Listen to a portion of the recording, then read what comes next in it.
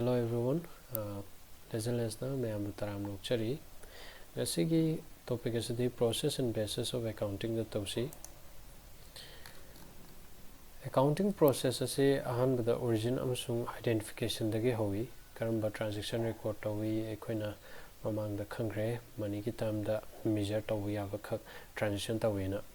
Transaction identify tawra matungda record tawrani aduga classify tawrani aduga business transaction summarize tawwe aduga trial balance semani aduga financial statement profit and loss account balance sheet asina singo semani process step by step yengsi ahanbada identification of transaction business transaction tawbada tawse money ki term da measure tawba yagadabani haina haigre business transaction se record taunabagi damakta evidence level darkar tai maram chawa document dagi tawadabani like cash memo purchase invoice sales invoice pay slip checkbook passbook etc transaction ki evidence oriba documents in a source documents haina ko second the preparation of voucher have the accounting document amani proof of a financial transaction oina seasonal voucher to gi matung in a journal or books of original entry record tawi. Number 3, the record in books of original entry. Vouchers dagi ihan hana first time record tawba duni or books of original entry se source document hainasu khangi journal entry se one of the books of original entry ni transactions in se chronological order hadi day to day ki oina record tawani double entry system ki principles ki matungina business ki size ki matung in yam chawdaba singi di transaction yam dragadi adum journal da record over chali adubu transaction chawra agati subdivided oina books mayam khaidu e sub journal or special journal haina example oina cash receipts amasung payment na chingbase cash book da record tawi credit purchase kumba asina purchase book da record tawi credit sales kumba asina sales book da record tawi journal khakta na taba special journals da record tawi se practical system of bookkeeping kawi special journals se subsidiary books hanisu kawi sidagi ledger semakadoni posting to ledger accounting process ki mathangi step asidi journal or special journal ki record singa tu magi respective accounts da ledger da posting tawni haidi journal da already classified or ledger da na hena make seng na magi account da punjan khrani haidi nature manaba ngai punjan rani ledger da di separate account semgani for each person's customer gira supplier gira likewise assets ki liabilities ki purchase ki sales ki chamanana all income ki expenses ki journal da already classified tawrusu amuk semgani salary account rent account discount account etc. Number 5, the preparation of trial balance and financial statements. Accounting process ki last step the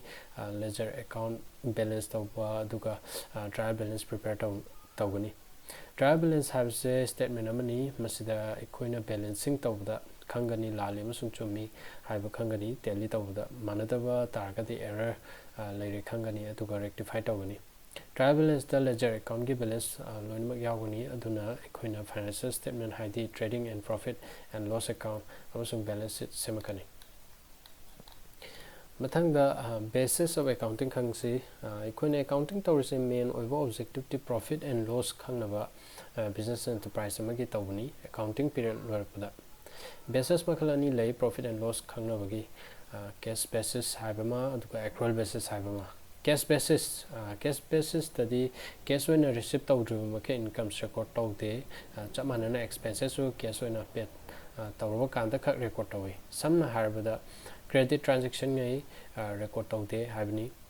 income or profit se calculate tawi with the help of receipts and payment account asigi basis se ayamba professionals from doctors lawyers and chartered accountants singna hena useful oi moidana asigi basis is the simple oi aduga cash basis the transaction toina tawsing da yam kanagani aduga mathang the accrual basis of accounting asigi basis sidadi income se ekoina record tawi earn tawba kanda credit ta yon khasu or later asu transaction da chamanana expenses su record tawani incur tawba kanda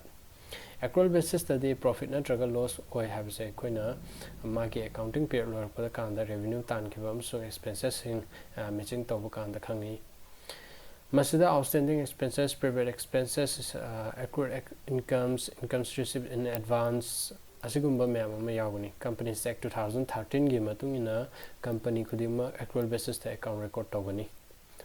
Madi simple oide cash basis dawna estimates yam changi amasung personal adjustment laigani.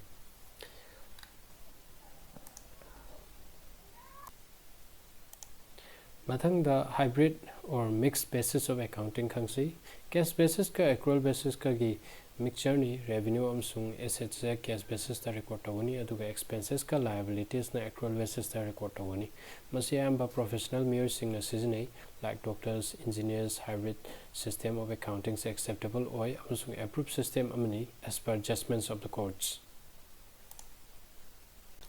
Commerce stream class 11 amasung BCom first year singna leptana yengbiu aigi video sing asi nakhoi syllabus tagi ayamba semba video singni mayam ngasigi di swai solution jerge. Thank you all.